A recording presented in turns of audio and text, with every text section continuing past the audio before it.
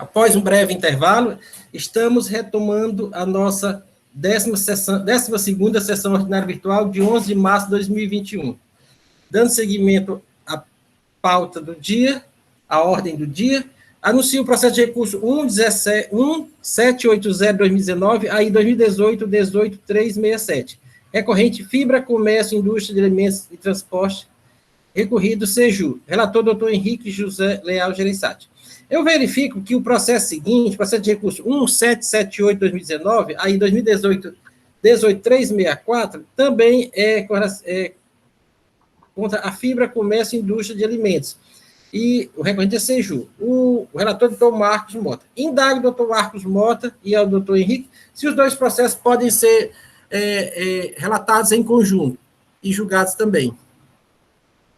Presidente, eu acho que são matérias diferentes, se não me engano. Aqui é a omissão de entrada de mercadorias, né? Aquisição de mercadorias sem nota fiscal. O outro também é. É também? Receber mercadoria sem cobertura, acho que é omissão de entrada, né? Então é isso. Muda mesmo. só os produtos, porque parece que um é feijão e farinha. Isso. Não é isso? Verifica aí os produtos aí, as mercadorias. Esse alto agora é feijão e farinha, são produtos isentos, né? Pois é. O outro... Também. Também? Farinha, feijão, mandioca, açúcar, arroz. Não, mas eu acho que são produtos distintos, não? Certo. É o exercício, não? É o mesmo exercício, então deve ser todos Eu acho que são outros produtos, embora tenha usado a mesma planilha, não? Porque assim, o exercício é 2014 e 2015. Todos são omissão de entrada, então tem que ter uma diferença aí. Substituição tributária, meu. É substituição, né? Um é isento e o outro é ST. Pronto. Então, o doutor Henrique vai relatar, o doutor Marcos acompanha. Naquilo que houver diferença, o doutor Henrique, o doutor Marcos pontua no momento oportuno. Com a palavra, o doutor Henrique Gereissati. Presidente, primeiramente, desejar um bom dia a todos, né, aqui presente, o senhor, conselheiro, doutora Silvana, doutor Biratã, tentando ser objetivo aqui para a gente dar celeridade aqui aos nossos trabalhos. O presente processo trata da acusação de recebimento de mercadorias sem a devida documentação fiscal decorrente de levantamento quantitativo de estoques.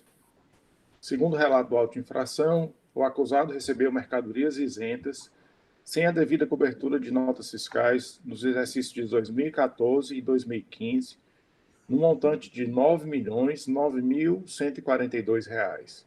Tendo infringido o artigo 127, combinado com o artigo 131 do Decreto 24569/97, com penalidade prevista no artigo 123, 3A, item 1 da Lei 12.670, alterado pela Lei 16.258, de 2017, resultando em multa no valor de R$ 2.702.742,60.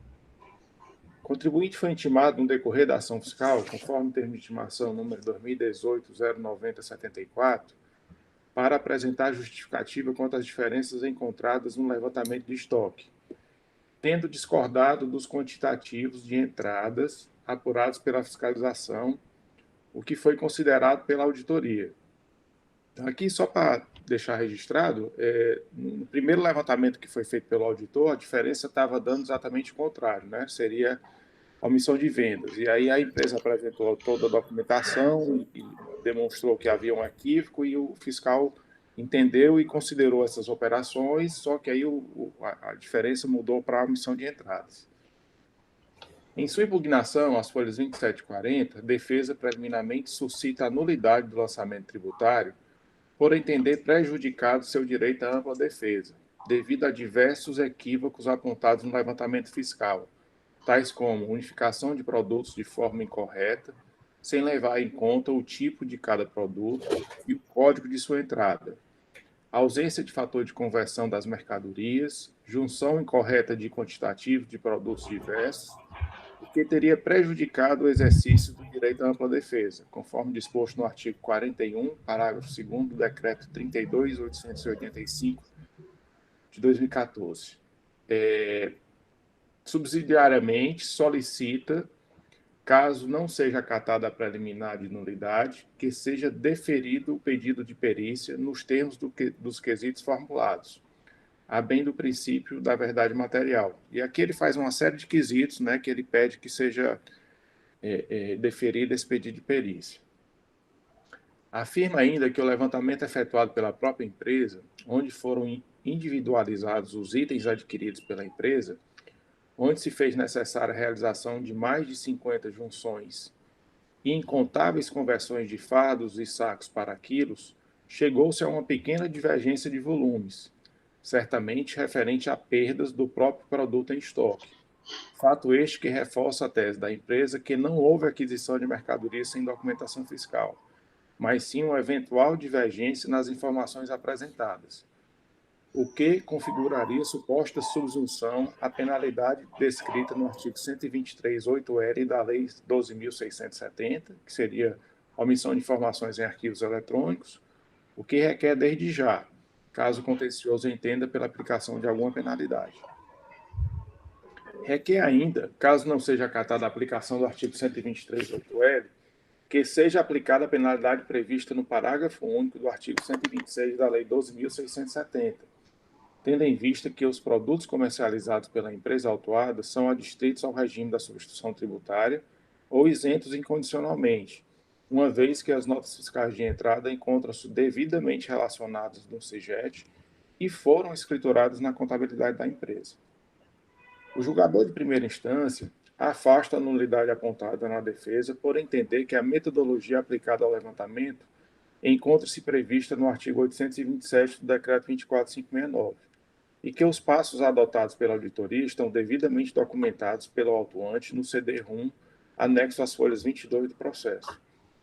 Afasta também o pedido de perícia com base no disposto no artigo 97, incisos 1, 3 e 4 da Lei 14.614 de 2014, uma vez que a impugnante não trouxe aos autos provas de que determinadas notas não foram incluídas no processo ou foram incluídas em duplicidade, o fazendo de forma genérica. No mérito, decide pela procedência do auto de infração. A defesa interpõe recurso tempestivo, onde ratifica e reforça os argumentos apresentados em sua impugnação. O parecer é encaminhado para a assessoria processual tributária, que sugere o afastamento da nulidade apontada e o indeferimento do pedido de perícia, confirmando a decisão de primeira instância. E aqui, senhores, o parecer da assessoria tributária também é bem detalhado, né? Ele fala como é que foi feito o levantamento fiscal, que foram feitas todas as conversões e junções, né?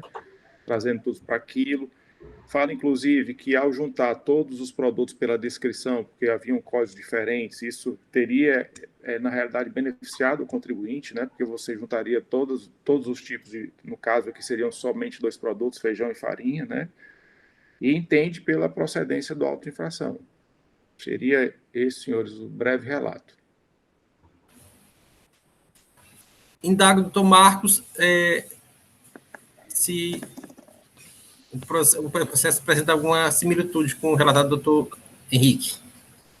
Presidente, o mesmo período de infração, é muito parecido todas as peças, né? Aqui nós temos um principal de R$ 40.942,75, com multa de igual valor.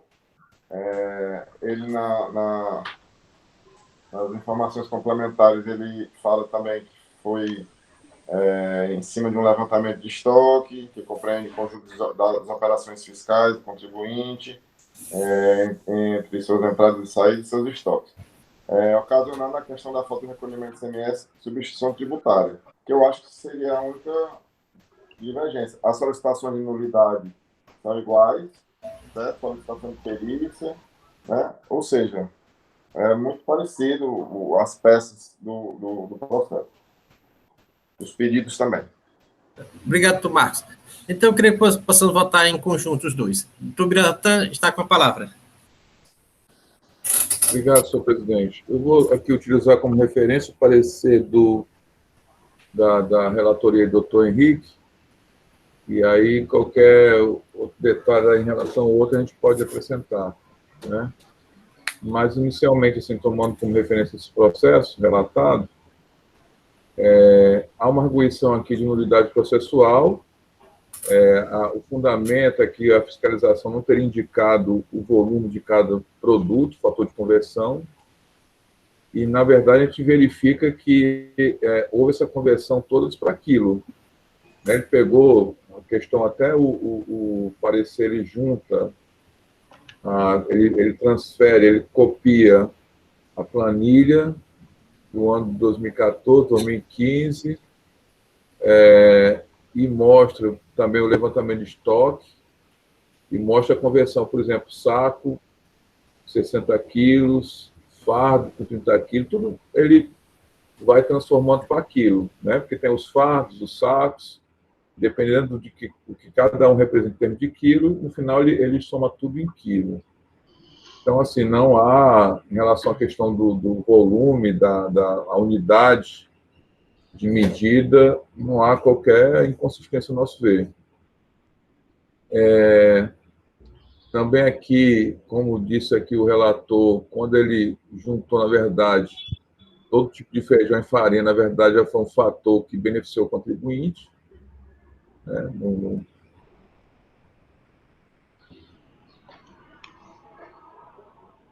No caso,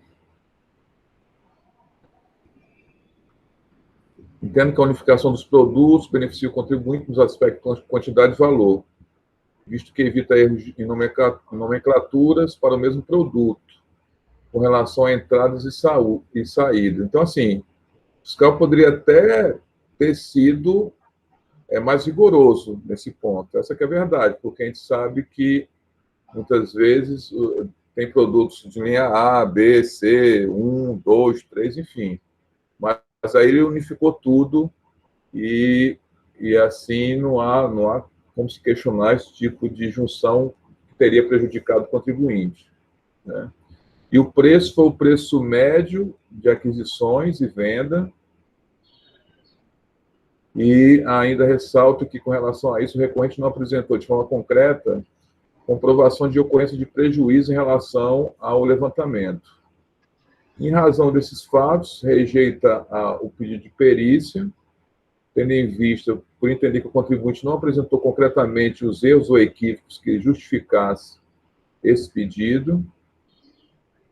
E ainda, em relação à penalidade, o recorrente pede que seja aplicado o 138L, por entender que as notas fiscais de entrada estariam todas escrituradas na contabilidade, ou ainda o artigo 126. E o parecer ressalta que se trata de acusação de omissão de entradas, detectada mediante a elaboração da contagem de estoque, através do sistema SLE. Portanto, essa escrituração do documento fiscal de entrada não ocorreu. Daí porque não há como se aplicar essa redução, esse benefício pleiteado pelo contribuinte. Aí tem um aspecto aqui, da questão da isenção dos produtos feijão e farinha. O que acontece? Ele fala, inclusive, que são produtos isentos, né? E aí caberia a aplicação de 126. Aí o que o parecer destaca? O feijão e farinha não é uma isenção incondicionada e vai depender do caso concreto. Cita nesse aspecto o artigo 8º, parágrafo 2º do decreto 24.569, onde ele destaca que essa isenção ocorre para as operações e prestações internas, tá? Que nesse caso, ou então, quando ficaria dispensado também a emissão de nota fiscal na hipótese de operações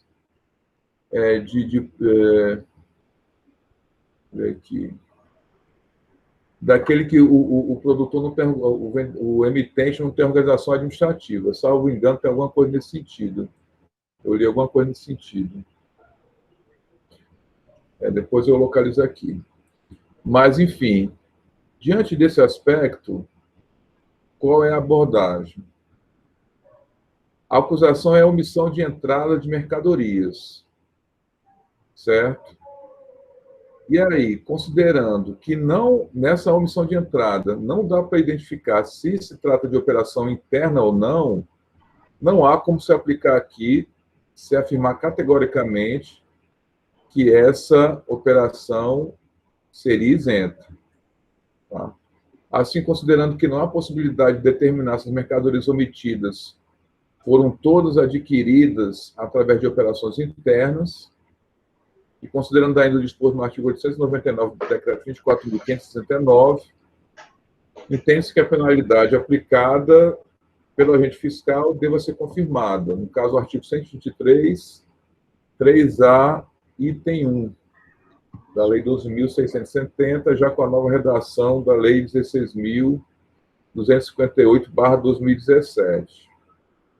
Então, assim, em linhas gerais, senhor presidente, senhores conselheiros, são essas as considerações aqui, que foi o parecer da doutora Helena, que nós estamos de acordo. É só, presidente. Obrigado, Biratã. Senhores conselheiros, o processo está em discussão. Doutor Henrique quer falar? Doutor Marcos?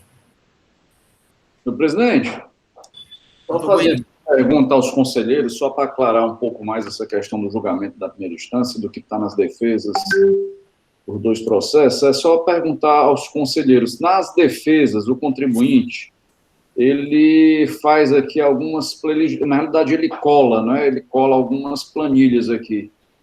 Feijão, está aqui na página, lá na defesa ainda, né? É a mesma planilha, inclusive, que ele cola no recurso, né? Ele fala que referente ao ano de 2014, cumpre colacionar, e ele faz aqui uma colagem de uma planilha onde ele fala sobre entradas e saídas e diferença de feijão, açúcar, milho, fécula, e para o ano de 2015 a mesma coisa. Esse levantamento, eu pergunto aos conselheiros, relatores, esse é o relatório do agente fiscal ou essa foi uma planilha elaborada pelo contribuinte? Doutor Alexandre, na realidade tem 2 planilhas aí. A primeira que ele apresenta é a do agente fiscal. E mais na frente ele apresenta uma nova planilha dizendo que foi um levantamento que foi feito pela própria empresa, que aí ele entende que a divergência é um valor bem menor do que o que foi apresentado pelo fiscal. Mas ele só apresenta uma folha de rosto, ele não apresenta nenhum documento assim que embase esse levantamento feito, entendeu? E até afirma que essa diferença deve ser em função das perdas durante o processo, alguma perda que ele teve durante essas operações. Inclusive, justifica dizendo a questão das unidades de medida, né? Isso. Agora, ele bate muito nessa parte de conversão, de unidade, né? Como que o contribuinte, como que o fiscal não tivesse feito essa conversão, né? Mas nos documentos acostados ao processo, está bem claro que isso foi feito, né? Inclusive, nota a nota, você tem aqui, assim, tem diversas... Ele relaciona todas as notas com até digamos assim, eu não estou com... Eu estou vendo que até o julgamento de primeira instância fala sobre essa questão também da quantificação, né, de forma bem clara, né? Isso, mas ele quantifica, inclusive, as notas fiscais com chave de acesso, né? E aí ele faz a referência, por exemplo, quando tem fardo, ele aplica a quantidade, ele transforma em quilo, né? Quando tem saco, ele transforma em quilo. Eu tive, assim, o cuidado de dar uma olhada se realmente isso tinha sido feito ou não. E está claro que foi feito pelo auditor. Agora, o que ele também reclama é que houve uma junção de todo tipo de feijão e todo tipo de farinha, né?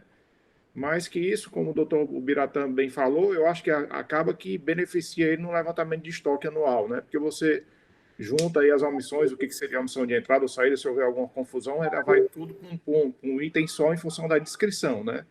Uhum. A codificação quem faz é o contribuinte, né? Isso.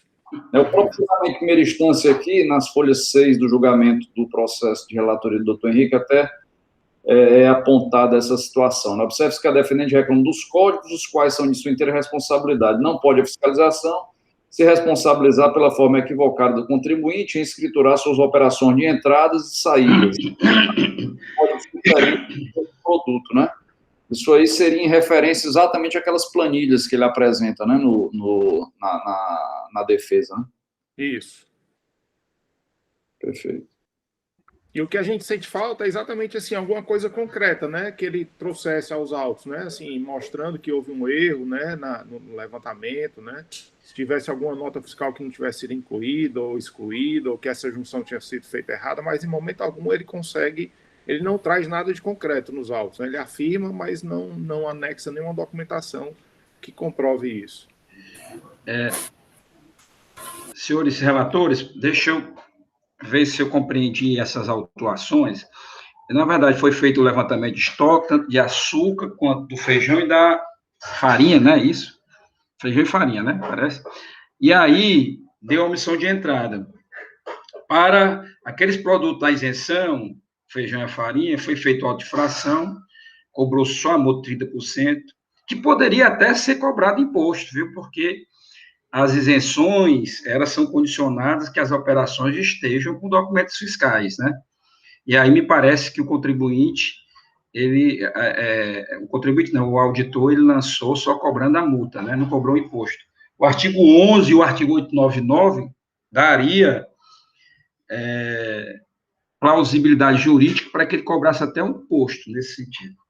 Mas ele cobrou só a multa. E o outro, aproveitando desse levantamento de estoque, como deu também a omissão de entrada do açúcar, aí ele cobrou a substituição tributária, né, cobrou a falta de recolhimento, aí cobrou o imposto devido na entrada, já que o açúcar na entrada é substituição tributária. Então, ele cobrou ali o imposto e cobrou a multa nesse sentido. Que também até beneficiou o contribuinte, já que ele só cobrou aí a falta de recolhimento. Ele poderia ter cobrado até a multa, né, pela omissão de entrada do açúcar, né? Ele só cobrou a falta de recolhimento com a multa de uma vez, né? Então, eu acho que é isso, são as autuações, né? E eu estava vendo aqui, nas informações, no recurso, realmente o contribuinte ele não apresenta nenhuma contestação consistente, né? No sentido de validar esse levantamento.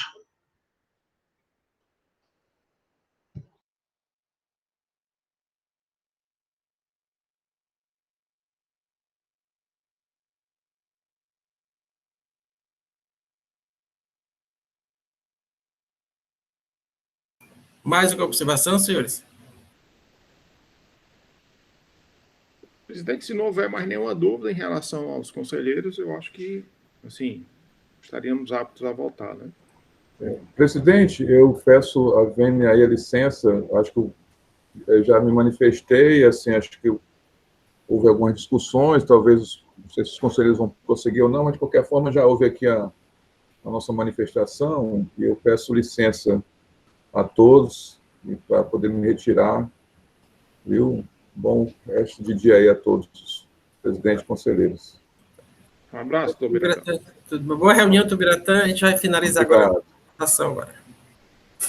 Então, senhores, podemos já começar a votar o processo? Todos estão aptos?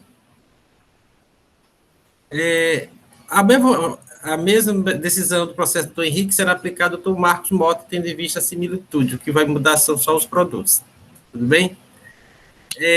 Dr. Henrique, tem uma preliminar nulidade, não é isso? Isso, presidente. Como vota essa preliminar nulidade?